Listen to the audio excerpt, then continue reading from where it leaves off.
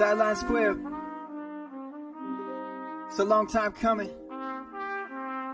Steve, Andrew, what say you? This is the sideline, yeah. Funny, it's my time then. Put me in right now then. Squib, squib, squib, boy. This is the sideline, Funny, it's my time then. Yeah. Put me in right now then. Squib, squib, squib, boy. This is the Squib, info stick up to your ribs. Chips be coming with that dip. Go ahead, put it to your lips. My oh my, that is delish. Victory gon' taste like this. Y'all bought that big old boat, but these boys built you a bridge. Sit down and take notes. If you want you a trophy. What's up, guys? Welcome back to another episode of Sideline Squib. I'm your host, Steve Sylvester, back with co-host Andrew Lehigh, and we're here. We're in week 9 already, and it doesn't feel like it. Times are flying. Things are happening, and believe it or not, we're going to see two guys this week in Dez Bryant and Antonio Brown potentially hitting the field. Like, what? What's going on, Andrew? What do you think about that? What? Yeah, well, so 2020 has been real. I mean, it keeps throwing curveballs at you, and apparently it includes throwing it back to Dez Bryant and Antonio Brown. I guess Antonio Brown isn't as far back as Dez Bryant, obviously, but it's cool to have them both potentially back on the field. Who knows if Dez even made the trip? I haven't got confirmation if he's even done that, but he was called up from the practice squad, so it wouldn't make a lot of sense to do that unless he was making the trip out there. But nonetheless, man, it'd be pretty cool. Yeah, I think it's going to be his first game since 2017. Obviously, signed with New Orleans, coming off that Achilles or ACL injury he had. It was his first practice back, so really excited to see kind of what he was. I was always a fan of his talent. You know, he was literally a throw-it-up guy, 50-50 ball, and he's going to get it 80% of the chance, and that's kind of what Lamar needs, in my opinion, you know. Yeah. He's struggling. I won't say struggling. He has an impact definitely from last season when he was throwing the ball over the place, becoming really efficient, and the talks of him becoming a good pocket passer or even passer in general, I think, have taken that step backwards right now. And I think someone like Dez Bryant, even if he's at 50% of what we known him to be before his injury, I think that's going to benefit. I mean, I'm not a big Miles Boykin fan, so maybe you can take this one. But I think that 50% of Dez Bryant, as long as he stays on the field and stays active, is going to be a bigger threat and a bigger threat and a better target than Miles Boykin and Willie Snead almost put together. Yeah, I'm all the way out on Willie Snead. I don't think he's what is in the plans for the Baltimore Ravens. I think they'll continue to stock that wide receiver room with big-bodied receivers. I don't think that's going to change once they get into the draft. But the Ravens can't stay away from drafting linebackers and big bodies on the defensive side. So they're always going to have to hit one when it comes to later round wide receivers and take some bigger body guys. Devin Duvernay is a big body. I mean, as far as the frame goes, as far as what his skeleton is, he'll have to put on some more weight to continue to be that guy. But, you know, they're investing in that in a bit, and obviously he's not to where they want him to be. Otherwise, they wouldn't be signing Dez Bryant and all that kind of stuff. So I'm surprised Willie Snead's actually getting as much run as he has. So Willie Snead's one of those guys. He just lingers. He's been in the league for a long time now, and he did the same thing when he was in New Orleans. He's a cold beast, but it doesn't help. Yeah. I mean, you guys all know from listening, I'm a huge James Prochet fan. Thinks he has one of the best hands that came out of the draft last season, and right now he's pretty much limited to just kickoff and punt returns. So obviously they're not there between him and Devin Duvernay. They're not seeing the field enough or not being involved in the play calling enough to beat out guys like Miles Boykin and Willie Snead. So maybe there's some more work to be done there. Maybe they still have to grow. I know they're smaller wide receivers, but we'll see. We'll see what's going on in Baltimore there and Dez Bryant. What do you think about Antonio Brown? I know it's a touchy subject. We talked about it. What was that, last year when the whole Raiders thing happened? Then he went into New England. Then he was suspended for the first 8 games. He was a football player that was suspended this year. Wasn't even on a team. You know, like there's a lot of baggage that comes with Antonio Brown with the price of, you know, having Hall of Fame talent in your wide receiver room. Yeah, in one side, I'm surprised that he signed with Tampa Bay. On the other hand, I'm not surprised because Tom Brady is there. And apparently, Tom Brady and him are best friends, Yeah, which I they're don't know like what that living really in the says about same Tom house or Brady, to be something. honest. Because I'm not. Yeah, I'm not. I mean, you have to have a grown man live in your house because you don't trust him. Like that's where we're at. Like, and you're going to sign him and have him on your team. That actually scares me when it comes to Chris Godwin, and not because of what happens when Chris Godwin is on the field, but realistically, how bad is Chris Godwin then? Like, how bad is his injury? Like, where are we sitting on that? Because there's no need to bring him in if you really, I mean, if you have Godwin and Evans healthy, and you have a pass catching running back, and whether you have that be Ronald Jones or Leonard Fournette. It doesn't make a lot of sense to bring in to risk it all, bringing him in when you have those kind of guys in the locker room, unless the injury is worse than what they're projecting, which is certainly possible. Yeah, that's a good point. Didn't even think about it that way, in the fact that how severe is Chris Godwin's injury? I mean, Mike Evans claims that they're there to win. Bringing Antonio Brown in, they were all asked beforehand. But if Bruce Arians is standing in your face like, hey, we're going to bring in this guy, what do you guys think? I mean, do you really think many players are going to say, no, don't bring him in? You know what I mean? I'm the coach. Yeah. Don't bring him in. They can't really. It's like one of those things where you ask a rhetorical question as a boss to one of your employees. You don't really, it doesn't matter what the answer is because you're the boss. You're bringing them in, So yeah, I think Mike Evans was saying that they asked him, but I'm more along the lines. I would imagine it was like gave him a heads up that we're doing it type of thing. Like, hey, we are going to go ahead and do that. Yeah, that's what I'm thinking as a too. Courtesy, yeah. And regardless, I just think it's going to be as long as the room can be there and keep everyone straight. I mean, obviously Mike Evans, he's having a decent fantasy year, but I don't think he's going to hit his 7th year in a row with 1,000 yards or 8th year in a row with 1,000 yards. So, I mean, he's got some work to do if that's going to happen, but it's just, it doesn't look like it's falling his way this year. And as long as him and Chris Godwin, you got young guys like OJ Howard, who big talent coming out of Alabama and just hasn't been that offensive prowess that we're looking for in him yet. Those are the kind of guys that worry me.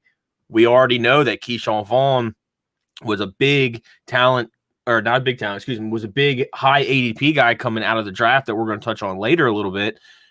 But we heard he had some issues off the field and had some personality issues once he got into Tampa Bay. Those are the guys that I'm worried about. Those guys that got pumped up, was like, I'm coming in, I'm going to be able to try to win this job. Didn't win the job, barely seen the field, and now you're going to have a guy like Antonio Brown there again, kind of juicing up what we see. I don't know. It's going to be a tough situation. As long as that locker room could be there.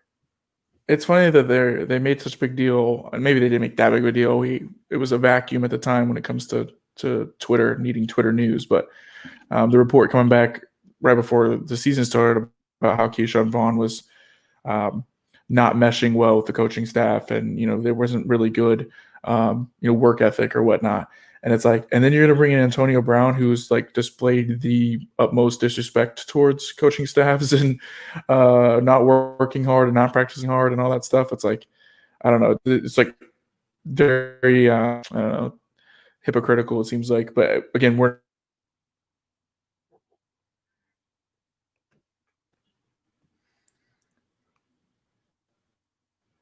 Did you glitch out? No, I don't think so.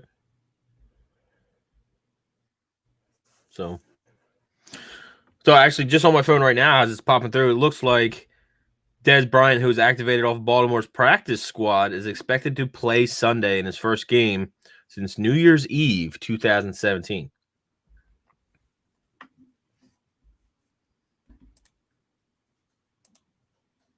Well, looks like we've lost Steve for a second. I might have gone away for a minute. My screen went blank.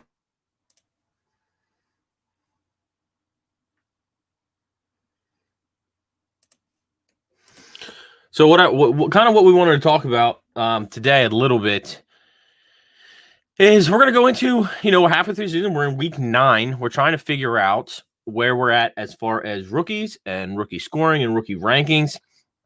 We all did our rookie rankings. We all had our draft back whenever it may have been before the season. And now we're looking at a sort of combination of where we stand now with rookies and what we would do differently, or how we would draft a team now based off of what we see so far in the 2020 season. So I have our rankings up.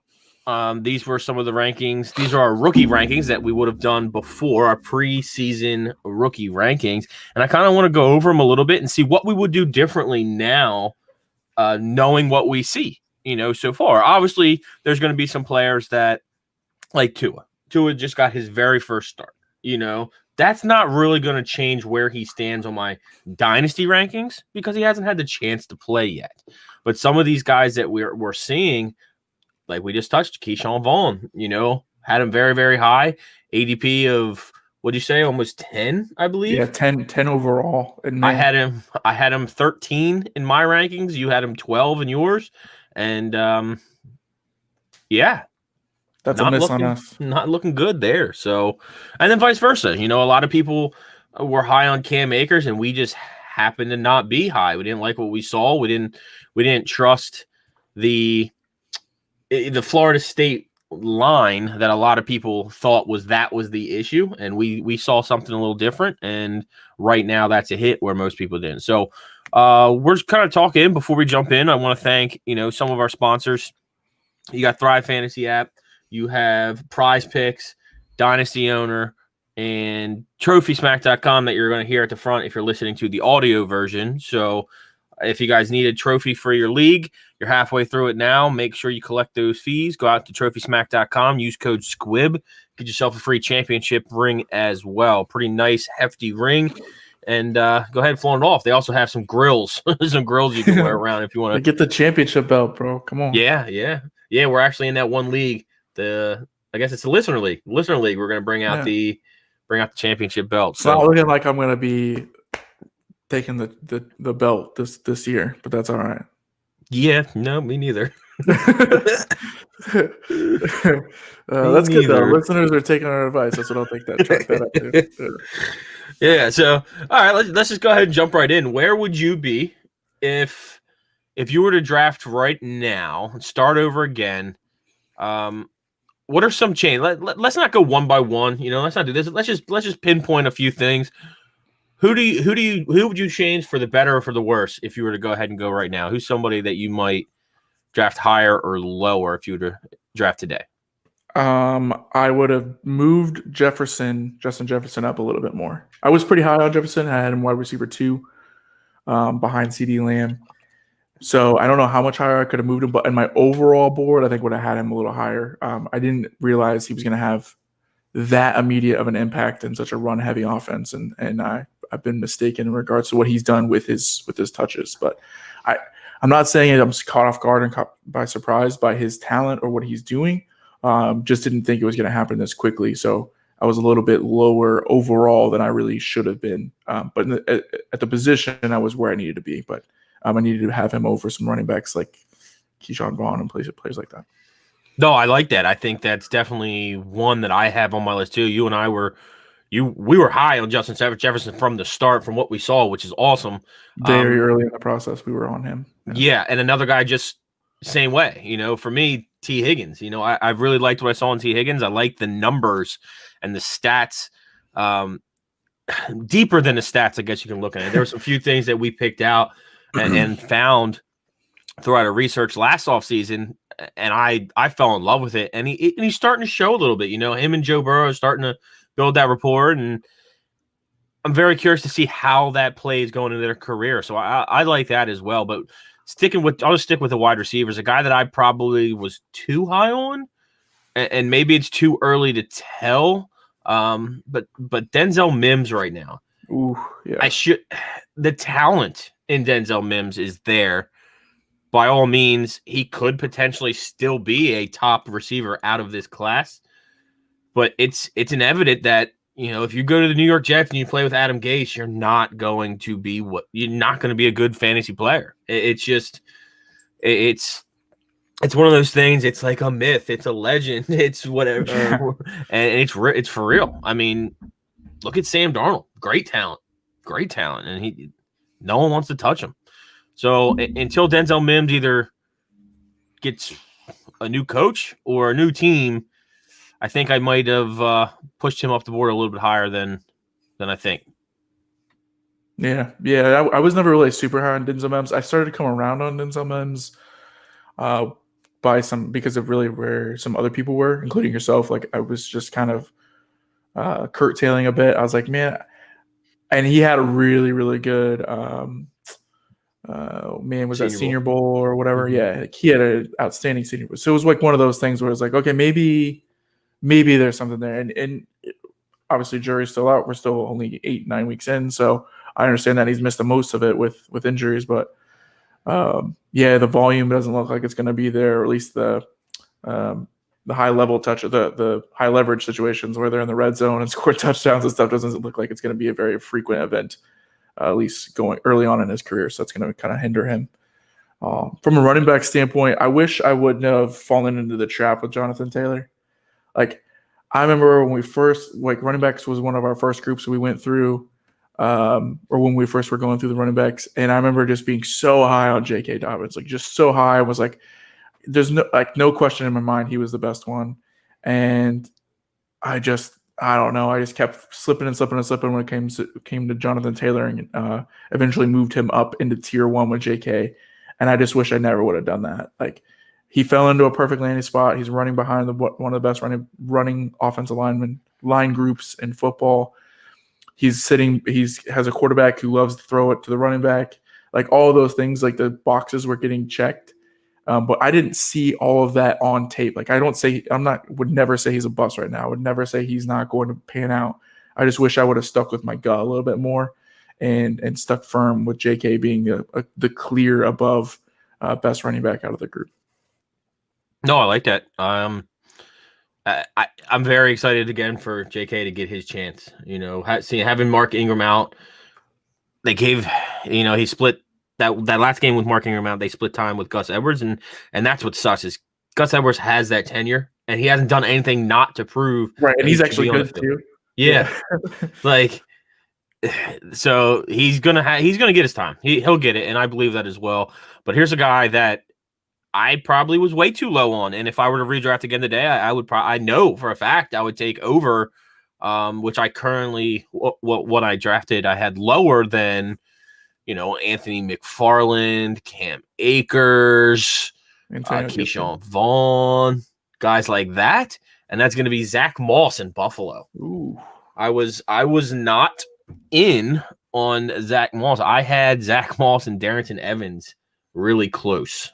And Zach Moss kind of came in, took advantage of the system, used it to his ability, and he's splitting time with, he's almost 60-40, I would say. Yeah. Maybe 65-35 with Devin Singletary, who was a high-octane rookie last year in the running back class. So I thought it was a weird move to even draft a running back after you just went out and got Devin Singletary, who looked like was going to be your workhorse.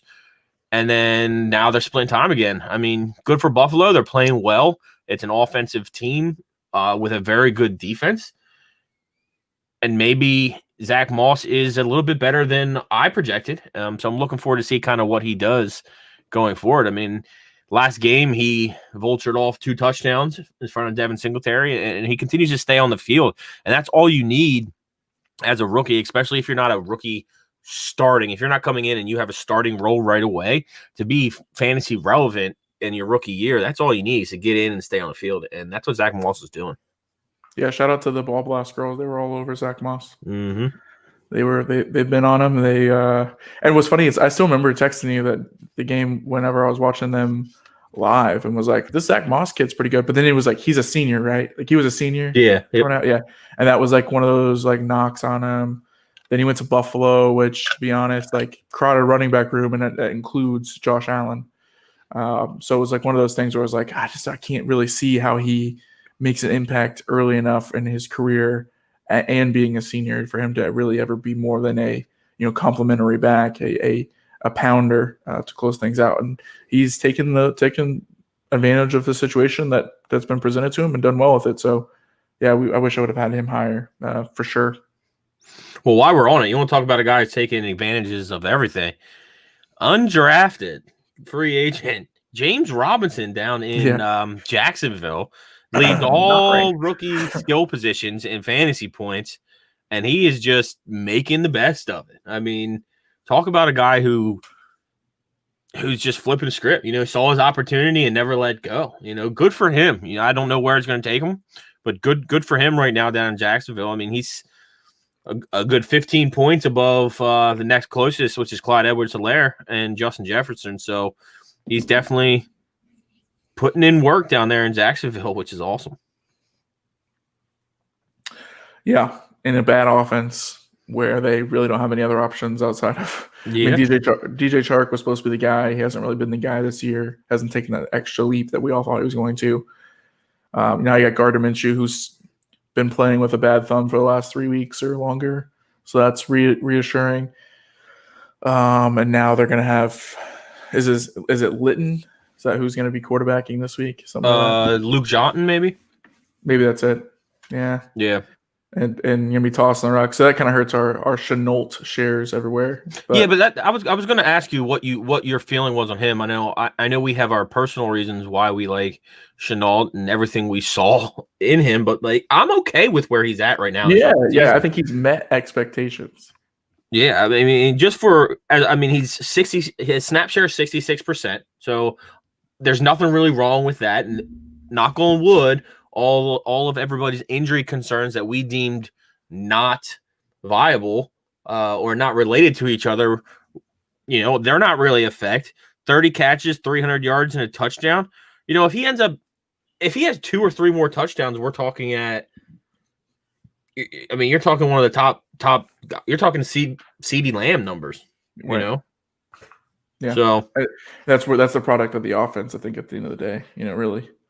It's just how often does that team, outside of some more even matchups where they're looking at like Houston and things like that, Bengals, if they were playing them, those kind of matchups is where he's going to have to pad some numbers so that when they face tougher competition, and not on Shenault's problem, but just as a team, when they go up against tougher competition right now, they're unable to even to compete. So. And that's going to limit him in his scoring opportunities. So unlike Dallas, who was able to keep up with everyone, even though their defense was bad when they had Dak. And CD's big knock was, how many mouths there were to feed and all that stuff. That was not an issue. So I'm pretty much cutting off the expectation for CeeDee Lamb and anyone that's wearing a star on their helmet moving forward. I mean, they're running out. They're running out an absolute trash quarterback this week. And our fantasy playoffs and fantasy teams are going to face the brunt of it. Because, who doesn't have a boatload of Cowboys players everywhere? Amari Cooper, CeeDee Lamb. And that's the thing. This week, in the weekly rankings, I have Zeke way, it's going to be a tough scenario. Going up against that Pittsburgh defense, all they got to do is stack the box now. You're talking – already was going to be zoned in on Ezekiel Elliott. Now you've got to face a Ben DiNucci, I believe. No, they're playing. No, I think it's. They're not even starting. It's not Ben. It's, that's right. It's Cooper Rush. Yeah. Yeah. So yeah. And Tony Pollard. Yeah, it's going to be. Yeah, gonna be rough. Go for it. So, like I said, I think, and when it comes back to rookie expectations. And where they've been, CeeDee Lamb has met and exceeded where I think most people would have expected through 8 weeks. Even if you go back to week 6 or so, where the Dak transition had to happen, he was meeting and far and away exceeding expectations. And then you have same thing with Shenault. He was definitely meeting his expectations, considering the offense that he was in and the quarterback that he was having throwing the ball. We'll see what happens with Rager. I know people were super high on Rager. We were kind of right there in the middle. I had him, somewhere in between T. Higgins and all that, somewhere in that mesh. One wide receiver that we were not high on, but our fellow sideline squibber was Michael Pittman. Yeah. And that's been pretty much a wash when it comes to him. Like I haven't really seen or heard much from Michael Pittman so far this year. And that's where we're at, I think, when it comes to our expectations with rookies now. Is like we have these rookies like Justin Jefferson, CeeDee Lamb, and CEH, and J.K. Dobbins, all these guys who are putting up big numbers. And then you have these other guys who are putting up, little to nothing or, very below their counterparts. And we're just like tossing them to the side. And really, we shouldn't be doing that. Like we've come to the point where we're just like expecting these rookies, all of them, to come into their situations and just blow up on the scene. And that's just not how it traditionally worked. And for us to sit here and pretend like that's how it should be working is a discount to the guys who are actually really overperforming when they really shouldn't be. Yeah. And I like that you touched on Jalen Reagor because, what do you think? It was the toss up between him and Henry Ruggs coming into the draft, coming into the fantasy drafts and the fantasy world, and they're pretty much toe to toe doing exactly what everyone thought they were. They were going to be identical. They both are injury prone, both with leg injuries, which it sucks to have leg injuries when you're a speed guy. But both of them came in. Yeah, and it was almost identical. Their very first NFL catches were almost the same play. They were like 41-yard busted plays, and both have missed time, but both are very limited in as far as receptions, as far as stats and points and everything else. I mean, do you see growth? I mean, I guess there's going to be growth there for him, but do you see growth there for both Jalen and Henry as they get maybe the second half of the season or even coming into the offseason? I think where we're at with them is they are more valuable to their team from a scheme standpoint than they are to your fantasy team. It's the same point we were in April. Henry Ruggs wasn't drafted as the first wide receiver off the board because of what he can do for your fantasy team. He was drafted that way to mimic Tyreek Hill. He was that way to put the stress on the defense, to force you to not be able to double certain guys, and really what that allows Derek Carr, although they lit us up, the Chiefs up over the top. But traditionally, Derek Carr is not trying to push the ball down the field. He wants the 7 to 12 yard route. And whenever you have Henry Ruggs taking defenders deep, or at least forcing them to stay back, that opens up the underneath coverage for Darren Waller and Bryan Edwards and Hunter Renfrow and guys like that. And it opens up the box a little bit for Josh Jacobs. It's a schematic thing more than it's a fantasy football thing. And I think it's played exactly that way, injuries aside. And then I guess that leads us into the awesome quarterback talk. What do you like? What do you see? Joe Burrow, Justin Herbert, Tua? Yeah, so the quarterback room is looking really, really nice. Moving forward in football, we see what's coming in down the pipes here in 2021. I mean, you have Justin Fields and you have Trevor Lawrence and Trey Lance and Trask and Mac Jones. Like the quarterbacks are going to be so prolific and so good coming into the NFL now that we shouldn't really be that surprised that Joe Burrow and Justin Herbert are really doing what they're doing. And Tua, game script dependent, game script plays out a little differently. With maybe we're having a different conversation, but he only threw the ball like 15 times or something last week in his first ever start. Whenever you have that big of a lead, there's really no need to have your rookie quarterback throw it 30 times a game. So we'll see what happens as that moves forward. But I have been really, really impressed with Burrow and even more impressed with Justin Herbert, which that's the biggest miss so far on my end when it comes to quarterbacks. Yeah, I love what I see at all.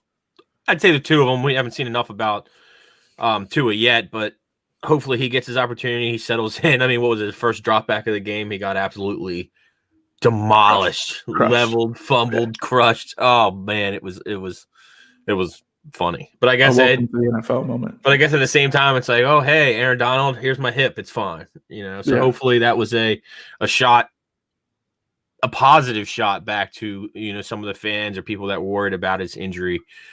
You got to think if you were Tua, not that you ever really want to get hit, but it's almost better to have that out of the way, right? Yep. Like the fear of, oh my God, what happens if I get hit? Not that I'm saying he was even fearful, because you can't go in there and snap the ball and be afraid of being hit at that point. But even deep down in your psychology at this point, you're like, okay, I'm good. Like, I know I'm okay. I'm for sure okay now. Like, let's go. It's like getting back on the bull after getting tossed. It's What a better way to start your career too. Like, yeah. So let's just go. Yeah, it's I'm looking forward to see all three of them as they grow and they progress, because you're talking, I mean, you got those three, then you can name the big three now, I guess, in Mahomes, Lamar, maybe Deshaun Watson. I mean, you're talking Kyler. 6. What's that? Oh, Kyler Murray. Yeah. I don't even know. That's 7. Name one more, 8. You're a quarter of the way, and you got these talented young quarterbacks that could literally be in the league for years to come. It makes you really it really makes, I mean, Aaron Rodgers has played really well. Drew Brees has played okay. Some of these older quarterbacks, obviously Tom Brady's still there. There's going to be a new wave of quarterbacks still to come. And it's like, you really want to, if you're a franchise that doesn't have one, I mean, you're going to really be looking from the bottom up when it comes to the standings, just because if you don't, I mean, if it isn't Adam Gase and it actually is Sam Darnold, like, the Jets are going to be in real trouble. I mean, they have to get a new quarterback if they're going to compete. Same thing with the Giants. Like, if Daniel Jones isn't the answer, you're not going to be able to compete with some of these teams, because they're all going to have their elite quarterback.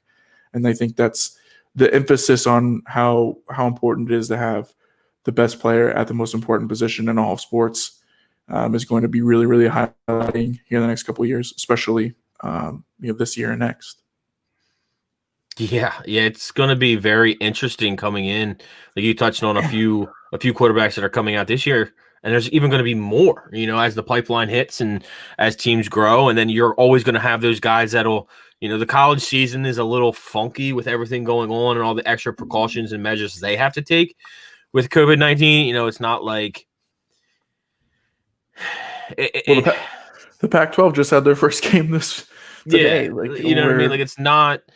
So you're going to have those Joe Burrow moments where you have this extremely talented guy just lurking somewhere. All he needs is opportunity and get out in the field and prove it to us. And this whole 2020 is just stalling that, for instance. So, yeah, I'm looking forward to see kind of where we go and how it happens. But I think as far as rankings go, we did as of right now, our rankings are pretty good, and not just ours as in you and I. I'm talking all the rankers over at Sideline Squib. So if you guys haven't checked that out, swing over to our website at sidelinesquib.com. Check out everybody's rankings.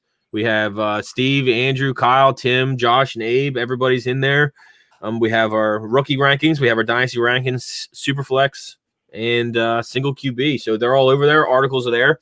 We do have some good news coming down the pipeline. I don't know if anybody is as interested in DFS as us, but after the last few weeks of winnings, we have decided that it's time to open the floodgates. So we talked with all of our paid subscribers, and we got the okay, and we are going to go ahead and give, for the rest of the season, we're going to open up all of our DFS content and private pages on the website. So when that happens, it will be tomorrow morning. We will get it opened up for everybody. We wanted to give this one last week to the subscribers, but what you can expect to find on there is you will have all of our DraftKings cheat sheets. You will have cash lineups, GPP lineups. You will have head-to-head lineups provided to you by 3 of our DFS team. We will also have some core video plays and some articles as well. And all you have to do to get that information is go to sidelinesquib.com. In the top right corner, there is a sign up button, or just click on the DFS tab. It'll take you into our DFS section and ask you to sign up. It is completely free to sign up. There will be no charges. We won't ask you for any kind of credit card number or anything. All you have to do is make up a account code on sidelinesquib.com, and you will be invited and into all of the DFS content that we can provide for you guys. And it's been rolling, man. It's been going good, especially with cash lineups. Obviously, the GPPs are there as well, but really what we're trying to help with initially when you first become a subscriber and stuff is just kind of get you in the mindset of making money, not winning $1 million, but making some money, and avoiding the grenades, right? Avoiding the landmines and building strong lineups that have potential, and avoiding the ones that are not correlated or put you in a situation where if you have a dud, you're toast. So just really it's about learning how to build it and then having the tools at your fingertips to build a winning lineup, and no matter the format.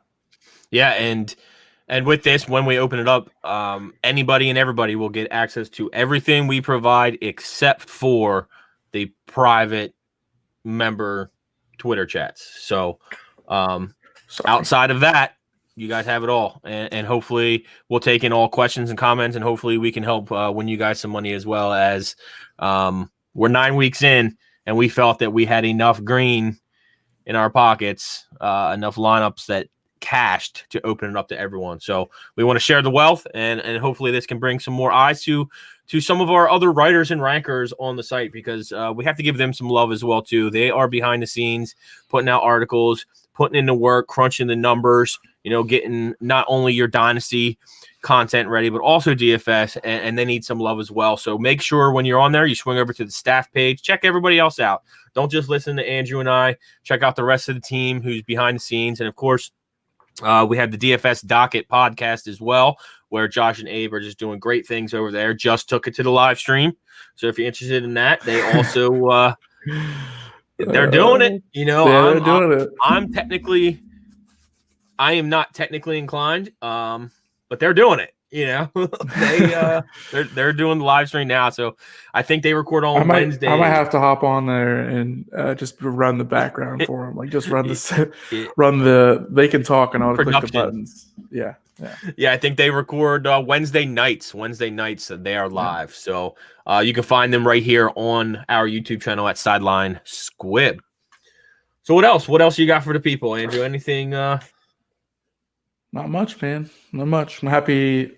So this week, of course, CMC is back this week. In case anyone forgot to move him from your IR back to your starting running back spot, but it would happen the week that they play the Chiefs, man. They couldn't sit him one more week. You sure? Let's make sure that ankle's 100%. Just chill him out for 1 second. And then they got the Panthers also activated their, I think his first round pick, right? I can't even say his last name. The Penn State guy from a Penn State defender. I can't think of his name. Gross-Matos? Yeah. Yep. Exactly how you say it. Mm-hmm. I think he's going to be there as well. So I assume both will be limited. I can't imagine CMC's going to walk into a 90% share again, especially with how well Mike Davis has played. But if he does, good for everyone's fantasy football team, bad for the Chiefs. So we'll have to be scoring some points. Before we jump off, we got some time left. What about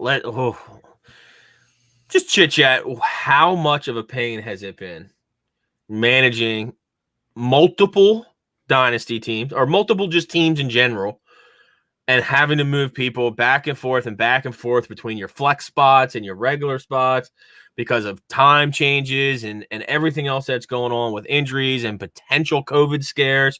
I mean, I feel like I'm on a routine, but this routine for this season is twice, if not 3 times more intense than it was, in previous years, where, you're waking up Thursday morning, you're setting your initial lineups, you're making sure that if you have Thursday night players that you want to play, they're in your lineups. And then you kind of take your Friday off, you're doing research, you're doing stuff that's going on. Saturday, you wake up and you almost have to go through every single league, every single roster again. Yeah. Probably again later Saturday night. And then you're grinding Sunday morning, like, oh, okay, this game's here. This guy had a COVID scare. He might not play. And then you get I've seen more questionables this year. Yeah. Like Kenny Golladay. I mean, he's a plug and play starter almost every week. And he has had more game time decisions than anybody I can imagine this season. That's been the toughest part. I mean, just think about what the 49ers. I mean, the 49ers are experiencing it in real life. Yeah. Where they had no one on their starting team on their starting for them last night or Thursday night, whatever it was, that accumulated a yard in the Super Bowl. That was 9 football games ago. Like, so yeah, this has been an absolute nightmare. Like the worst year possible for me to decide I was gonna really expand on the dynasty leagues. It's painful to set that many lineups and not really know. Like and like you said, you have to go through them on Friday. I'll go through them on Saturday, and then it's Sunday morning. I go through them, and then all of a sudden, I got to wait till 11:30 or 11 o'clock to really solidify these lineups and make sure I'm going to move this guy from my flex to my actual running back position. And the worst thing is when you have a player that right before kickoff is done. That's what I'm saying. Or it's almost impossible. Like, yeah, and then I got to try to get back through 18 lineups. Like, I can't get. I don't have the patience, the time. I have a 18-month running around. I've got on Sunday mornings. I don't have that time to do that. And then you got DFS thrown in there. It sounds like I'm complaining because I am, but like it is just fantasy football. It's not that serious. So I'm not complaining that much, but it could be a lot more enjoyable, and hopefully it'll be a lot more enjoyable moving forward once this COVID stuff is over with and we can get back to some normalcy. But we're not going to get back to normalcy anytime soon. I mean, no. We're so far away from it. It's ridiculous. We have another 100,000 cases yesterday and the day before. It's like, I mean, this isn't going anywhere. We're right in the thick of it. I mean, Matt Stafford was just cleared this morning? Like, yeah. And that doesn't affect. That's to hammer home this point. It's not just Matthew Stafford. When we're talking about those kind of questionable situations, a situation that affects everything. It affects all the pieces of the lineup. It affects your Kenny Golladay. It affects Marvin Jones. It affects your running back situation. It affects whether or not the team that they're playing is going to need to score as many points, because it might not be a shootout. It might not be something that you want to look at as far as whoever they're playing this week. I think it's Minnesota, right? If you're on the fence about playing a certain player because maybe it might be a shootout versus not a shootout, that matters about Matthew Stafford not playing or playing. Like, it changes the whole damn game. So we're not special. You and I, we're not running through the situation that's any different than anyone else's. I understand that the rest of the league mates are doing the same thing. It just has been super frustrating whenever you start getting into, especially when you're trying to do it right. Yeah. There's plenty, and I hate to see it because you want every league to be extremely active. You want every league to be on top of it. But I've seen more lineups this season spread across multiple leagues. Like, this isn't one league. This is multiple leagues. It's not. It's still rare, but I've seen more teams. I've seen more teams where you have a player that isn't playing that game in a starting lineup. It's almost like people just either don't have the time, or I have a league where it's a deeper league, and like I'm stuck starting guys like I don't have an option. Like someone asked me in the league, they're like, "Hey, Sylvester, are you good? You haven't changed your lineup in like 3 weeks," and I'm like, no, I'm completely fine. If you look at my bench, lineup, bro, everything is red. Like, if I had the option to make my bench an IR spot, I would, but I can't do that. And then of course that turns into a big joke because I literally have guys like Mike Boone in my I have Bryce Love as my starting running back in one of my leagues.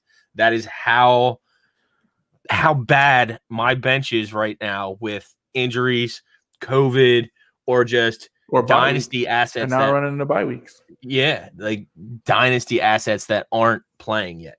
It's. But I guess I could be worse. I could have Cam Akers. Yeah, I could have Cam Akers at 101. 101 in the backup running backs draft. I don't even know if that hits. Cam Akers 101. Ooh, Kyle coming from the chat. Make sure Ooh. when we're looking at our rankings, everybody notices the big old 4 spot next to Cam Akers in Kyle's rankings. Yeah. Note that. Remember that whenever he's out there touting the next running back, Cam Akers is his RB4. Get out of here, bro. Come on, man. No, but awesome. I mean, it's been a good but interesting 9 weeks or 8 weeks, I guess it has been. I'm excited that, and I'm happy that football happened. What a whirlwind of events it has been as a owner, as a fantasy player, as a commissioner, if that's what you happen to be. You got anything else to kind of spit out there tonight, Andrew, that you want to touch on or talk about? I'm good, my man. I love it. Well, guys, it's been real. It's week 9 already, which is crazy. So continue to grind. Now's the point in the league where you got to start looking for next season. You have to start, depending on what your roster is, depending on what your record is. Here you go. I'll give you a quick second to rank my trade. What did you think about my trade? Did you see that earlier? No, you didn't, I bet. Probably not. All right, so it's not in our league. It is a 12-team half-point non-superflex, non-tight end premium. Okay, traded Hawkinson, Godwin, 2 firsts for CMC. You're a contender or not a contender? Contending. Yeah, I think it works out as long as that running backs are CEH, Miles Sanders, and J.K. Dobbins. Yeah, I think as a contender to get a dominant force in CMC is definitely the way to go. He's going to cost 2 firsts plus, and especially if the owner that traded away and brought in that haul, if he's not contending, what's it good to have CMC and waste his talent on the side when he can pick up 2 young players plus 2 draft picks as well to help his team and better his team, maybe take a chance at a run, or at least get back into contention maybe next year after a few more moves. So yeah, I think that's actually good for both teams. That's probably one of the better trades that I've heard lately for CMC. Yep. I think I would have done it 2 weeks ago too and still would have had to wait on CMC. So it's actually convenient that that was presented to me today, considering I get to use them as early as tomorrow. So that's helpful. And Miles Sanders coming back hopefully after the bye week. So you're looking at Miles Sanders, CEH, J.K. Dobbins, and CMC as my core running backs, all my running backs. And then I've got A.J. Brown, Juju. I've got Evan Ingram still at tight end, which I'm obviously higher on than the rest of the world. But I'm a truther, and I think I'm going to ride that ship down. So, yeah, I'm not upset with that move. You had any recent trades lately? You got anything cooking?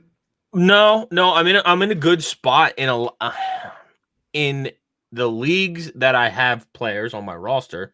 I'm in a lot of good spots. Nothing where I really. It's weird. This is probably the least active I've been in trades. I've sent them and I've accepted trades that came in, or at least looked at them.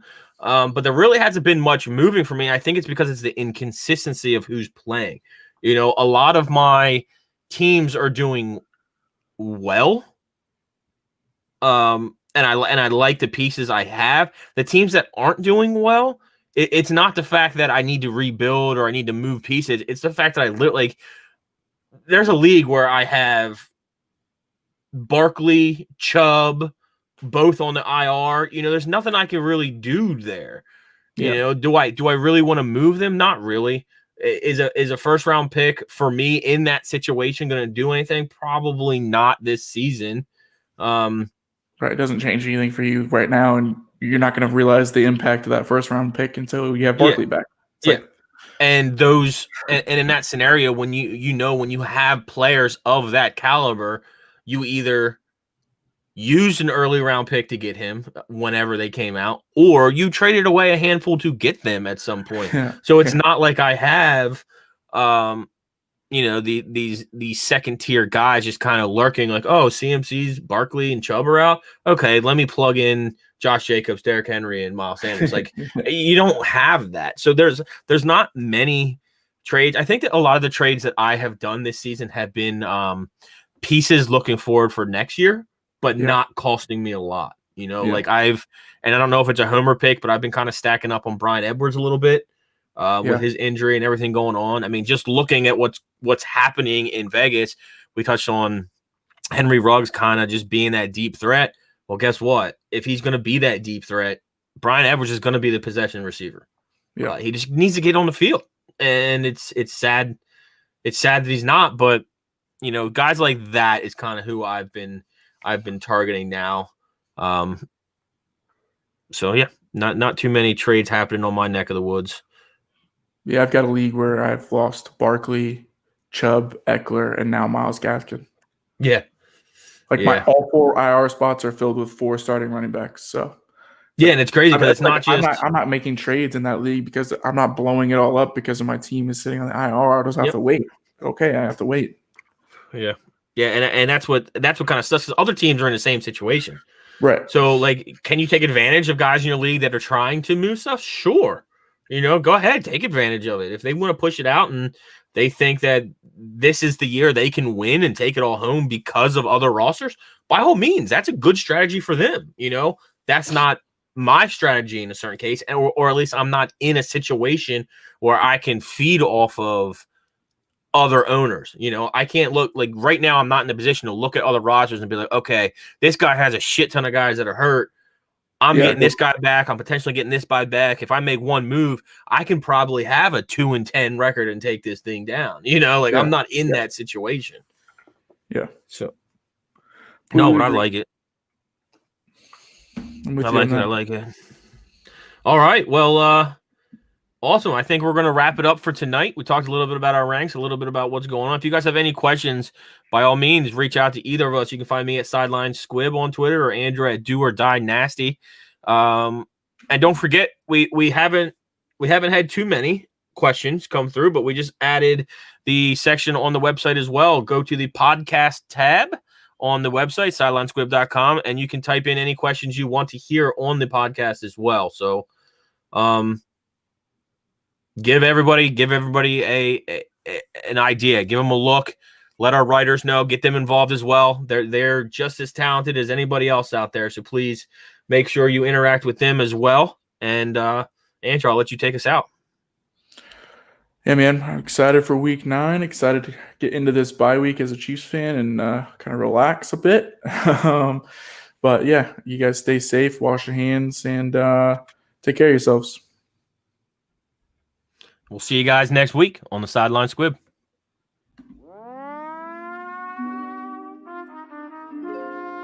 Sideline Squib. It's a long time coming. Steve, Andrew, what say you? This is the sideline, huh? Funny, it's my time then. Put me in right now then. Squib, squib, squib, boy. This is the sideline, huh? Funny, it's my time then. Put me in right now then. Squib, squib, squib, boy. This is the Squib. Info stick up to your ribs. Chips be coming with that dip. Go ahead, put it to your lips. My oh my, that is delish. Victory gon' taste like this. Y'all bought that, baby.